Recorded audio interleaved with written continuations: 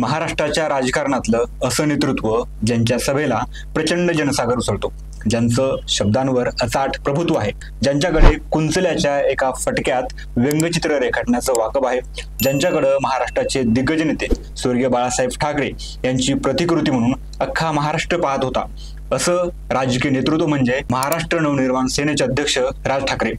राज ठाकरे 15व्या विधानसभेत महाराष्ट्र नवनिर्माण सेनेचा एकही उमेदवार निवडून आणू शकले नाहीत.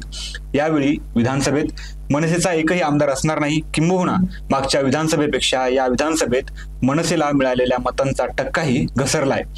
एवढंच नाही तर पहिल्यांदाच निवडणुकीच्या रिंगणात उतरलेला त्यांचा मुलगा अमित ठाकरे यांचाही माहीम मतदारसंघातून पराभव झाला आहे. यावरून राजकीय विश्लेषकांच्या चर्चाविश्वात राजसाहेब महाराष्ट्राच्या राजकीय पटलावर अपयशी ठरलेले नेते आहेत अशी चर्चा होऊ लागली आहे. नमस्कार, मी संतोष. आपण पाहताय पंचायत मराठी.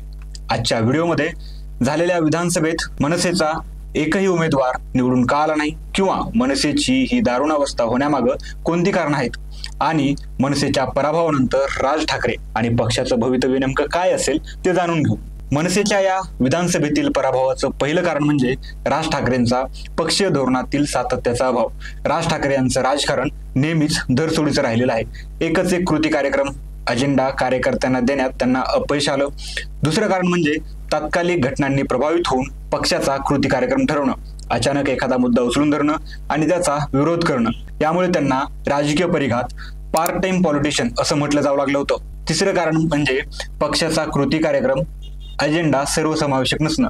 महाराष्ट्रातल्या शेतकऱ्यांचा, कष्टकऱ्यांचा, मजुरांचा, बेरोजगारांचा, शिक्षण असेल, आरोग्य असेल, ग्रामीण विकास यांसारखे मुद्दे मनसेच्या अजेंड्यावर कधीच प्रामुख्यानं पाहायला मिळाले नाहीत. त्यामुळे मनसेसाठी आपोआपच राजकीय परीघ मर्यादित होत गेला. मनसे सर्वसामान्यांचा पक्ष आहे ही भावना राज ठाकरे लोकांमध्ये निर्माण करू शकले नाहीत. त्यामुळे पक्ष केवळ शहरांपुरताच मर्यादित राहिला. ग्रामीण भागात पक्ष आपलं जाळं विस्तारू शकला नाही. मनसेच्या दारुण पराभवाचं चौथं कारण म्हणजे मनसेने स्थानिक स्वराज्य संस्थांच्या म्हणजेच ग्रामपंचायत, नगर परिषद, नगरपालिका, महानगरपालिकांच्या निवडणुकांना कधी सिरियस घेतलं नाही. त्यामुळे कार्यकर्ते पक्षापासून तुटत गेले. पक्षबांधणीत राज ठाकरेंना अशा पद्धतीनं अपयश आलं.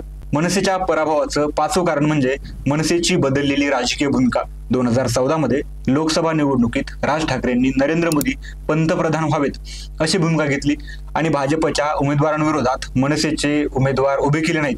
त्यानंतर 2019च्या विधानसभा निवडणुकीत त्यांची भूमिका भाजप विरोधात झाली. तेव्हा त्यांनी भाजपच्या विरोधात अत्यंत टोकाचा प्रचार केला होता. विशेष म्हणजे तेव्हा त्यांनी निवडणुकही लढवली नव्हती, मात्र ते प्रचार करत होते.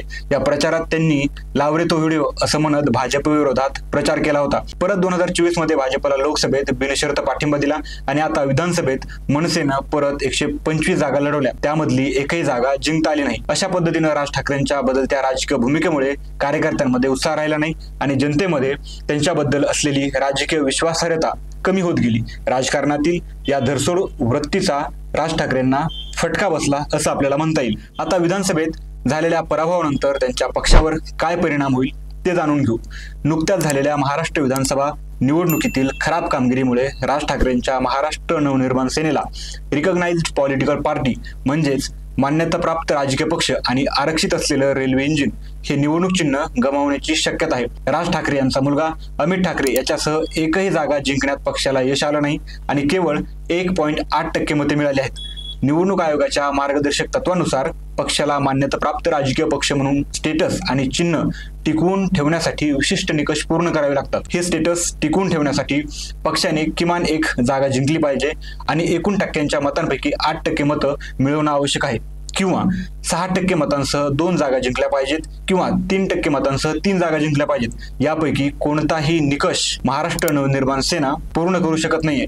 त्यामुळे निवडणूक आयोग पक्षाची मान्यता म्हणजेच रिकॉग्नाइज्ड स्टेटस रद्द करू शकतो. वरील मानदंडांची पूर्तता करण्यात मनसेचे अपयश लक्षात घेता इलेक्शन कमिशन ऑफ इंडिया कारवाई करू शकते. मनसेला नोटीस पाठवून त्यांची मान्यता रद्द करू शकते. मान्यता रद्द केल्यास पक्षाला त्याचे आरक्षित रेल्वे इंजिन चिन्ह गमवावं लागेल आणि भविष्यातील निवडणुकांसाठी अनारक्षित चिन्ह निवडावं लागेल. मात्र पक्षाच्या नावावर कोणताही परिणाम होणार नाही. असं झालं तर पहिल्या निवडणुकीत 13 जागा जिंकणाऱ्या पक्षावर आणि महाराष्ट्राच्या विकासाची ब्ल्यूप्रिंट माझ्याकडे आहे असं ठणकावून सांगणाऱ्या राज ठाकरेंचं राजकीय भविष्य अधांतरीच असेल।